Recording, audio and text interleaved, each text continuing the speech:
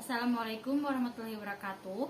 Perkenalkan, nama saya Naimasi dari kelas 6D dengan nomor pokok mahasiswa 18352233307. Dibuatnya video ini untuk memenuhi salah satu tugas mata kuliah Administrasi Keuangan, yaitu dengan materi utang negara. Kenapa negara memiliki utang? Berdasarkan laman Kementerian Keuangan Republik Indonesia, utang diperlukan karena adanya kebutuhan belanja negara yang penting, seperti penyediaan fasilitas kesehatan dan ketahanan pangan, pembiayaan pembangunan untuk penyediaan infrastruktur, dan meningkatkan indeks pembangunan manusia atau IPM Indonesia. Peningkatan IPM ini juga harus didasari dengan peningkatan sektor pendidikan, kesehatan, dan perlindungan sosial. Untuk memenuhi kebutuhan di berbagai sektor tersebut, sedangkan pendapatan negara atau modal operasional tidak mencukupi untuk pembiayaannya, maka perlu solusi. Salah satu solusinya yaitu dengan melakukan pinjaman.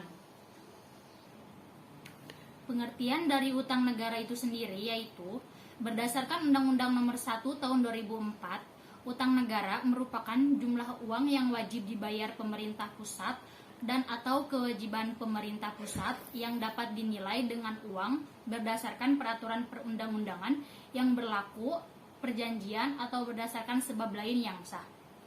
Utang seringkali menjadi permasalahan yang pelik dalam lingkup nasional karena telah tertanam dalam benak mayoritas masyarakat sebuah doktrin general yang memberikan sinyal buruk terhadap utang, khususnya utang negara. Namun, ternyata utang merupakan salah satu bagian penting dalam menempatkan kebijakan fiskal, di mana merupakan bagian dari suatu sistem besar yang disebut dengan pengelolaan ekonomi.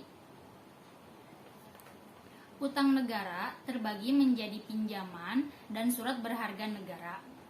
Pinjaman adalah pembiayaan melalui utang yang diperoleh pemerintah dari pemberi pinjaman dalam negeri atau luar negeri yang diikat oleh suatu perjanjian pinjaman dan tidak berbentuk surat berharga negara yang harus dibayar kembali dengan persyaratan tertentu.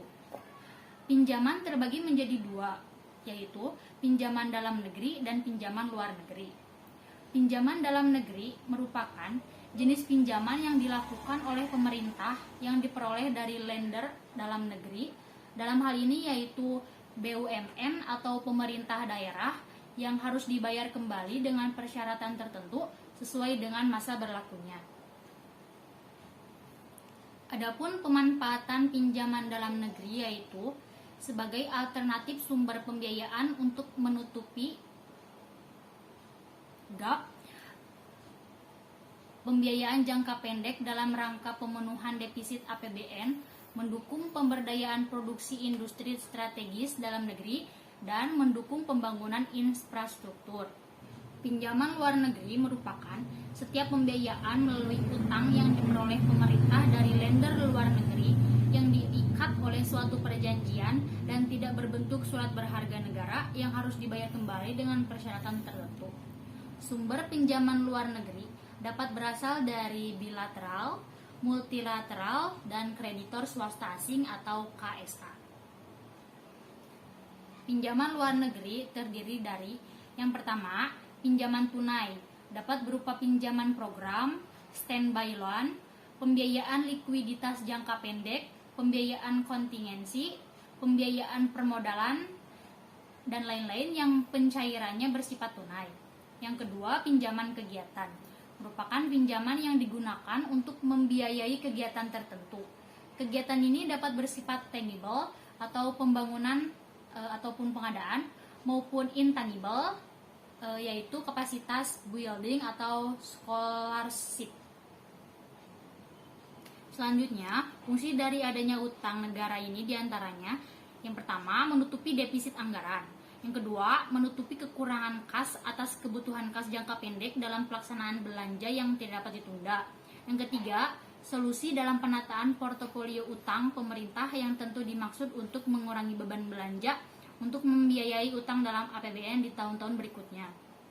Dari fungsi-fungsi tersebut, dapat disimpulkan bahwa utang merupakan cara untuk menyelesaikan masalah tanpa menyebabkan permasalahan baru. Namun, Pendefinisian ini baru bisa dibenarkan bila utang dapat dikelola dengan baik sesuai dengan perencanaan yang telah ditetapkan. Adapun tujuan dari pengelolaan utang negara ada dua, yaitu tujuan jangka panjang dan tujuan jangka pendek. Tujuan jangka panjang yang pertama, mengamankan kebutuhan pembiayaan APBN melalui utang dengan biaya minimal pada tingkat risiko terkendali sehingga berkesinambungan fiskal dapat terpelihara. Yang kedua, mendukung upaya untuk menciptakan pasar surat berharga negara yang dalam, aktif, dan likuid. Adapun tujuan dari jangka pendeknya untuk memastikan tersedianya dana untuk menutup defisit dan pembayaran kewajiban pokok utang secara tepat waktu dan efisien. Kesimpulan yang dapat diambil yaitu suatu hal yang tepat bila utang negeri dapat membantu pembiayaan pembangunan ekonomi di Indonesia untuk meningkatkan kemakmuran dan kesejahteraan rakyatnya. Tetapi, penggunaan utang luar negeri yang tidak dilakukan dengan bijaksana dan tepat prinsip kehati-hatian, dalam jangka panjang, utang luar negeri justru akan menjerumuskan negara debitur ke dalam krisis utang luar negeri yang berkepanjangan, yang sangat membebani masyarakat karena adanya akumulasi utang luar negeri yang sangat besar. Sekian yang dapat saya sampaikan. Mohon maaf bila terdapat kesalahan. Wassalamualaikum warahmatullahi wabarakatuh.